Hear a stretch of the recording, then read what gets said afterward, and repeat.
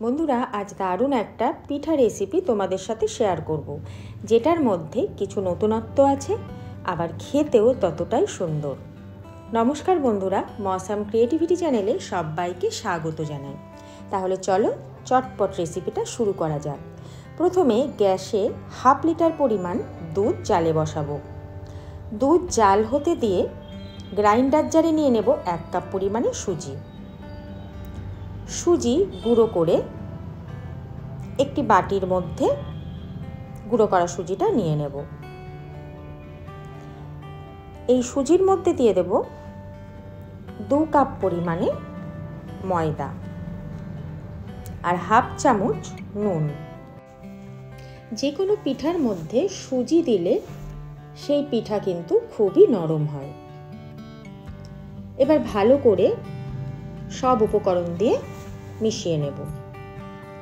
অল্প অল্প করে জল মেশাতে থাকবো আর এইভাবে গুলতে থাকবো। ব্যাটার যেন মসৃণ হয়, ব্যাটারের মধ্যে যেন কোনো দলা দলা ভাব না থাকে, সেই জন্য এইভাবেই অল্প অল্প করে জল দেব আর ফেটাতে থাকবো। এই সময় দেব 5 চামচ সাদা তেল। সাদা তেলটা দিয়ে আবারও ব্যাটারটা খুব ভালো করে এইভাবে ফেটিয়ে নেব। আর একটু পাতলা হবে তাই সামান্য জল দিলাম। জলটা দিয়ে এইভাবে আবার ফেটাতে থাকবো। যত ফেটাবো ততই কিন্তু ব্যাটারটা মসৃণ হবে আর পিঠেটাও সুস্বাদু হবে। ব্যাটার রেডি হয়ে গেছে, দেখো এইরকম ঘনত্বটা কিন্তু থাকবে। এবার গ্যাসে কড়াই বসিয়ে পুরটা বানিয়ে নেব। তার জন্য নিয়ে নেব কিছুটা খোয়া ক্ষীর। খোয়া ক্ষীরটা কড়াইয়ের মধ্যে দিয়ে একটু গলে গেলে দিয়ে দেব 1 কাপ পরিমাণে চিনি আর খোয়া ক্ষীরটা খুব ভালো করে এইভাবে মিশিয়ে নেব। এই সময় দিয়ে দেব কিছুটা কিশমিশ, তোমরা ইচ্ছে করলে কাজুও দিতে পারো। দেখো আমার পুরটা কিন্তু রেডি। এটা ঠান্ডা হলে, এখন এরকম লাগছে, কিন্তু ঠান্ডা হলে কিন্তু এটা শক্ত হয়ে যাবে। দেখো দুধটা ফুটে কিন্তু অনেকটাই ঘন হয়ে এসেছে। এবার দুধটা নামিয়ে নেব। নিয়ে নেব একটা জলের বোতল। আমার ঘরে বিসলারি জলের বোতল ছিল, আমি সেটা দিয়েই কাজ চালাবো। তোমাদের ঘরে যে কোনো টাইপের জলের বোতল বা যে কোনো ওয়েস্টেজ বোতল থাকলে তোমরা এইভাবে ছুঁচ গরম করে ফুটো করে নেবে। তারপর আমি একটা ফানেল বসে ব্যাটারটা বোতলের মধ্যে ভরে নেব। এবার বোতলের মুখটা খুব টাইট করে বন্ধ করে নেব, যাতে চাপ দিলে বেরিয়ে না আসে, মানে বোতলের মুখটা খুলে না যায়।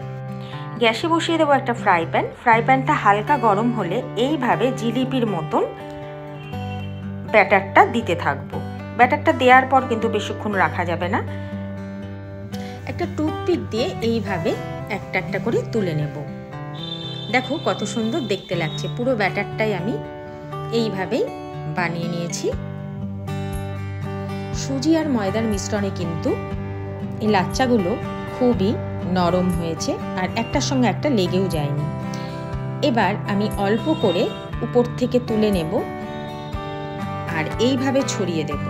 তার মধ্যে দিয়ে দেব পুরটা দিয়ে রোল করে নেব। রোল করে এইভাবে হাত দিয়ে চাপ দিলেই কিন্তু আটকে যাবে।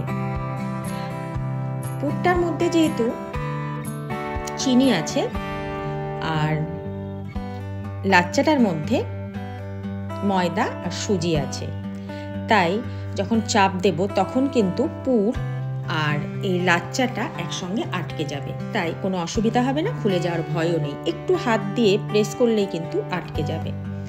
আমি একটা একটা করে এইভাবে রোল করে করে সব লাচ্চাগুলোকে বানিয়ে নিলাম। তোমরা অবশ্যই একবার বাড়িতে ট্রাই করো, খুব সুন্দর খেতে লাগবে। আমার সব লাচ্চা পিঠে হয়ে গেছে। এবার দুধ উপর থেকে হাতা দিয়ে এইভাবে অল্প অল্প করে দিতে থাকবো। উপরে ছড়িয়ে দেব কনডেন্স মিল্ক, তাহলে স্বাদটা আরো দ্বিগুণ হবে। তোমরা চাইলে কাজু কুচি ছড়িয়ে দিতে পারো। আমি আর একটা প্লেটের মধ্যেও নিয়ে নিয়েছিলাম, কারণ একটার উপর একটা রাখলে আটকে যেতে পারে, তাই এক একটা করেই আলাদা আলাদা করে রেখেছি। এটাতেও আমি উপরে দুধ দিয়ে কনডেন্স মিল্ক উপর থেকে ছড়িয়ে দেব। এই লাচ্চা পিঠেটা কিন্তু সঙ্গে সঙ্গে খাওয়া যাবে না, 2 থেকে 3 ঘন্টা রাখার পর খেলে ভেতরটা খুবই নরম আর তুলতুলে হবে, আর খেতেও কিন্তু ভীষণই সুন্দর লাগবে। তোমরাও অবশ্যই একবার ট্রাই করো, ভীষণই সুন্দর একটা রেসিপি। 2 থেকে 3 ঘন্টা পর আমি একটা প্লেটে তুলে একটু ট্রাই করলাম, দারুণ খেতে হয়েছিল। উপর থেকে 1 চামচ কি 2 চামচ মতন দুধ একটু দিলে আরও সুন্দর খেতে লাগছিল কিন্তু। তাহলে আজকের মতন ভিডিও এখানেই শেষ করছি। আমার ভিডিও যদি ভালো লেগে থাকে তাহলে চ্যানেলটিকে লাইক, শেয়ার আর সাবস্ক্রাইব করার অনুরোধ রইল।